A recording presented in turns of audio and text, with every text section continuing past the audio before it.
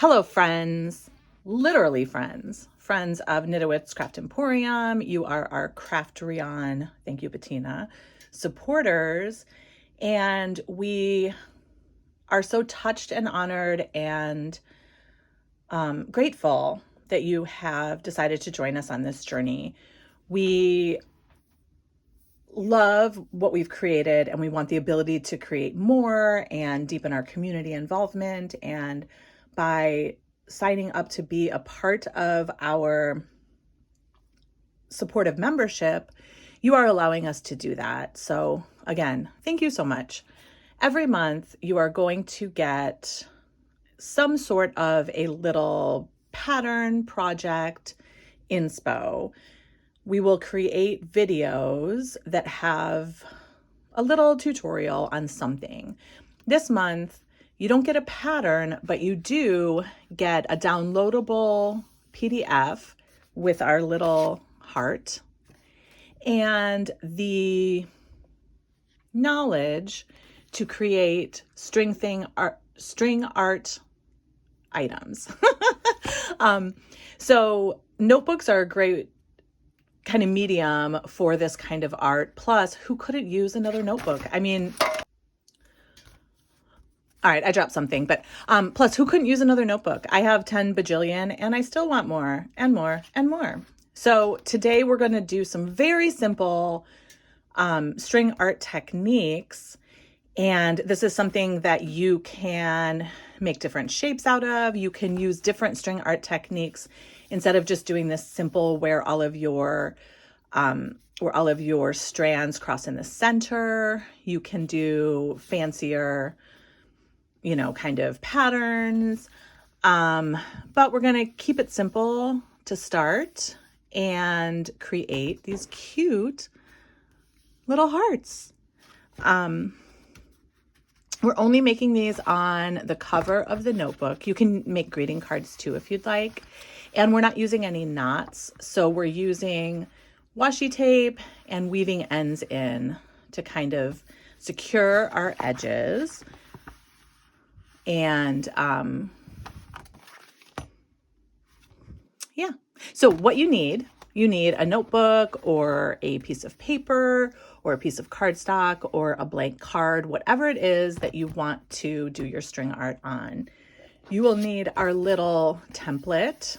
You can print it out and cut close to the heart.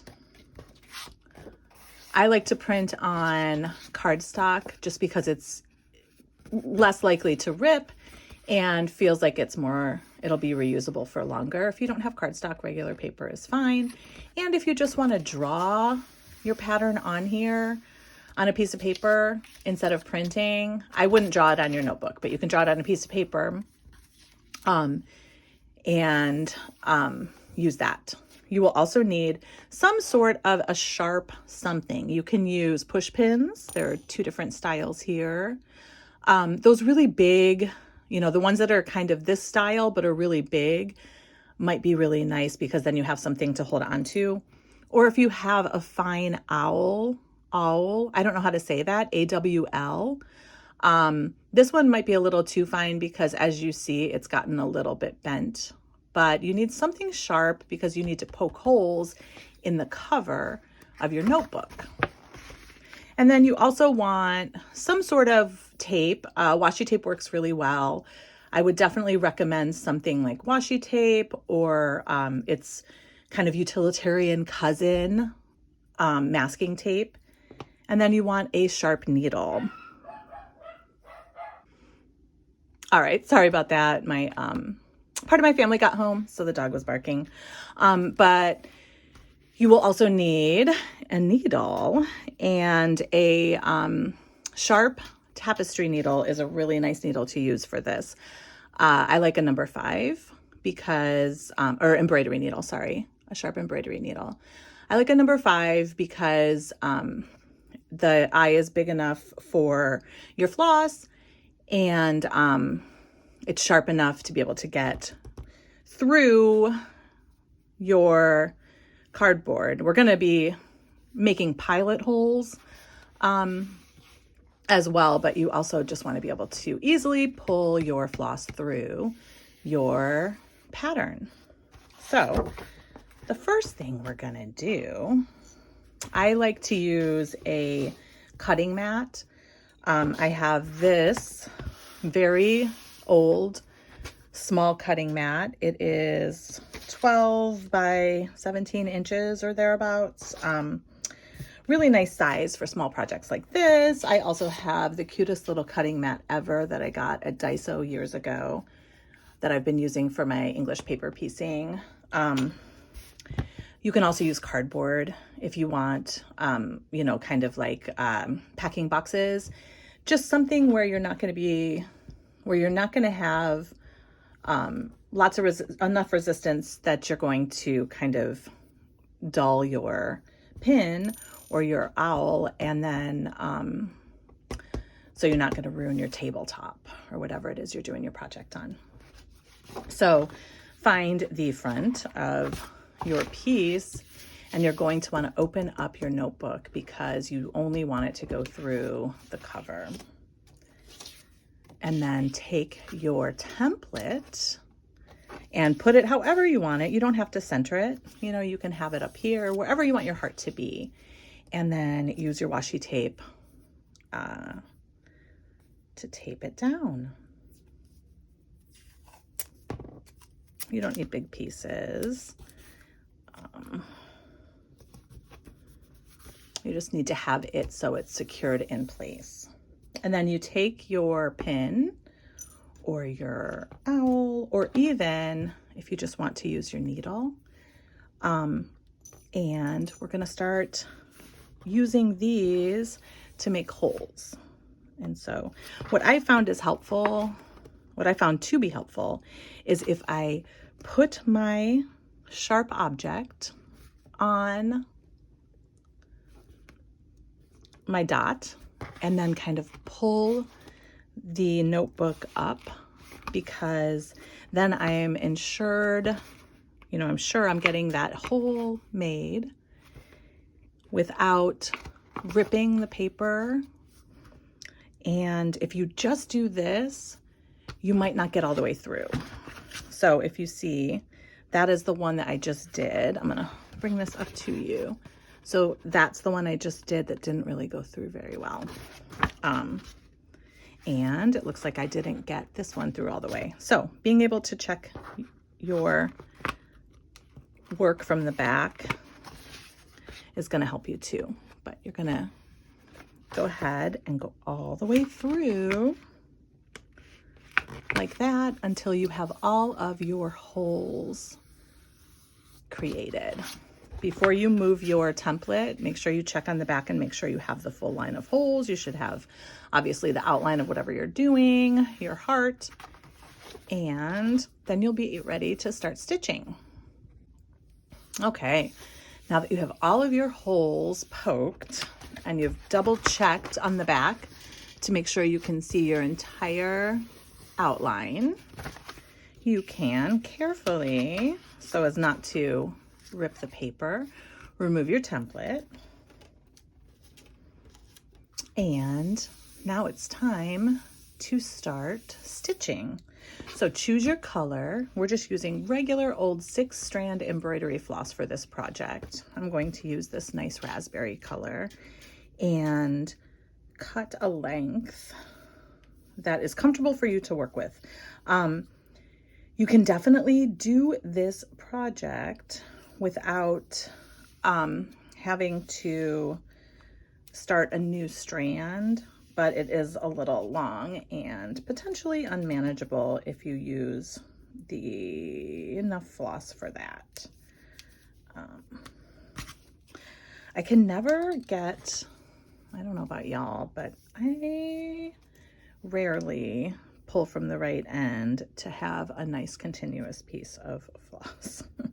I know there's a secret to it, and I know that I knew it at some point, and maybe I'll try to figure out what that secret is. But I'm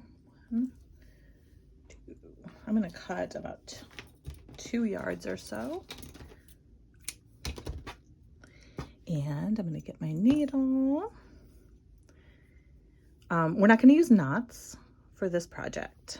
We are going to use washi tape and long tails that we can weave in at the end to secure so we don't have any bulk in our finished notebooks, because we want it to be as smooth as possible, right?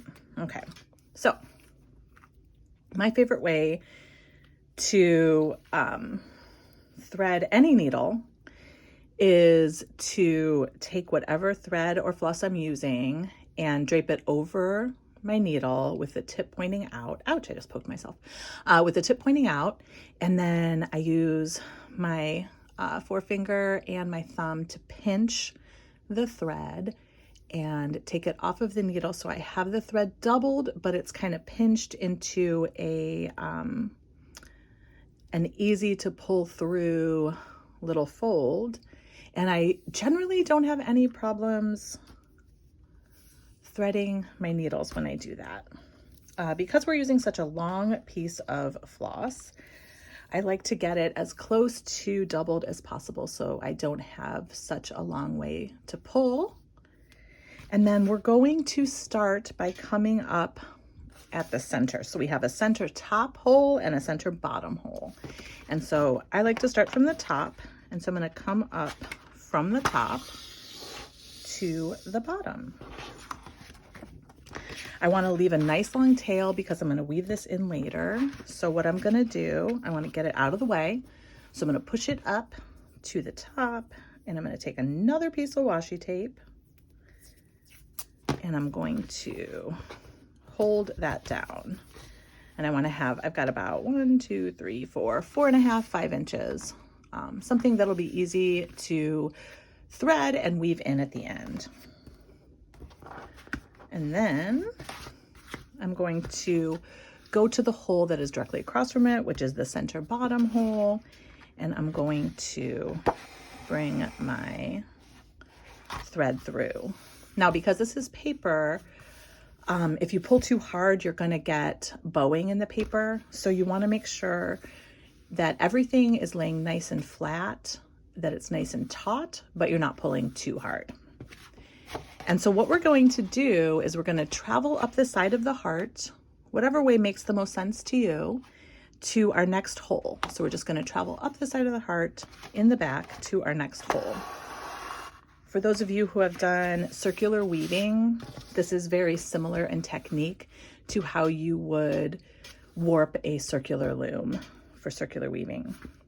So because we went to the right here, as we follow our thread up to the top, we're going to go to the left. So what we're doing is we're kind of going around our piece, our heart, and we're going, you know, kind of jumping over that center line each time. And so we're going to take our needle and we're going to put it in on the top left hole. And then we're going to pull it nice and taut. And you see there's a little cross right there. And what we're going to do here is we're going to travel up the side of the heart to the left, and we're going to go in from the back. Now, cotton floss loves to kind of get tangled up in itself, so just make sure you're paying attention to that.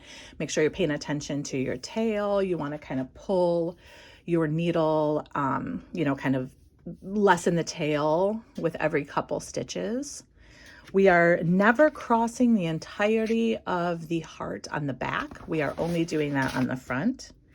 And so we're up here, right to the left of our center thread. And now we're going to cross it and go down here.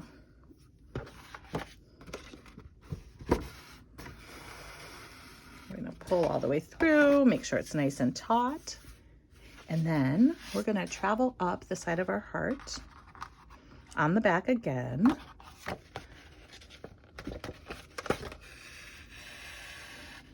Like this. Now, oopsie-doos. Okay. Now we're going to travel up again. So we're going like this, right?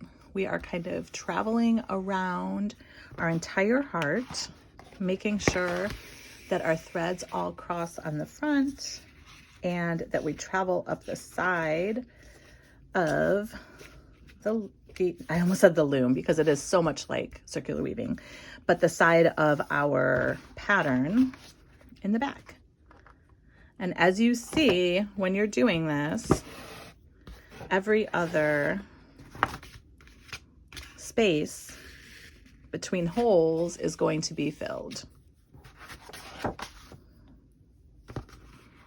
So we're going to go into the front here. And you see this lovely cross occurring here.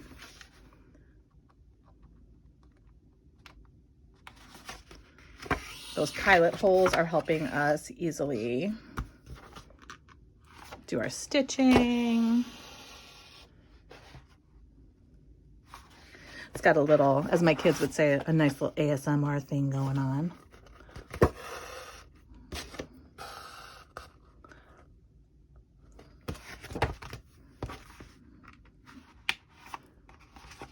And you just keep on doing that until your entire heart is filled.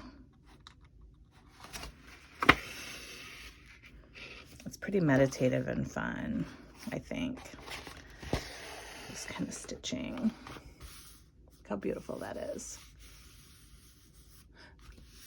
So I'm going to finish up this, and then I will come back with a full, beautiful raspberry heart, and I'll show you how to finish it. Oh my goodness, look at that. Even from the back, it looks so cute. So I think about 2.5 yards is probably better than 2 because I'm really close to having exactly enough. But you can also do shorter pieces if it feels more manageable, and there's nothing wrong with that.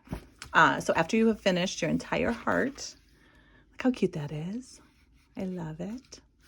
We're gonna do a little bit of finishing on it.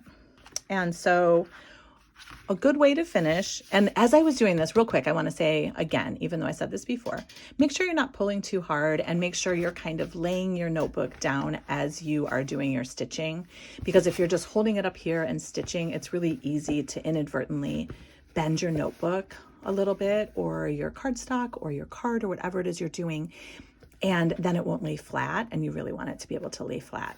So what we're going to do is we're going to weave our ends in, and we're also, oh my gosh, look what I did.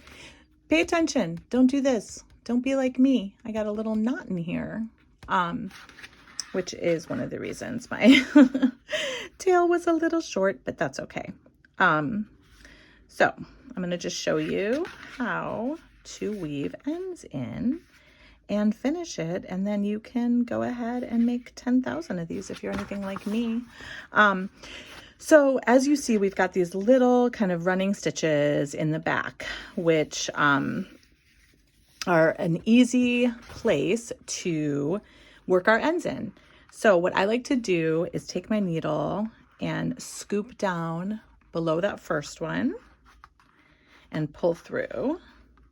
We don't necessarily want to split the strands. Remember, this is 6-strand embroidery floss, so it definitely can split. So I like to have my needle kind of taut against the notebook as I do this.